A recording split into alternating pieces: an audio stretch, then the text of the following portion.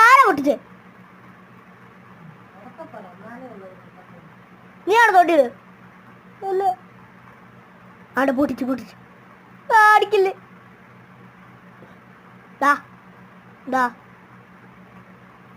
കണ്ടേ, ചുമ്മാ കുത്തുന്നോ? എന്നാ പിടിച്ചോ. അയ്യോ, എന്തിയാട്ടാ? അറിയത്തില്ല. അങ്ങോട്ടങ്ങനെ പോയിക്കോ, നീ പോയി തപ്പിട്ടോ. എന്നാ ഫുഡ്.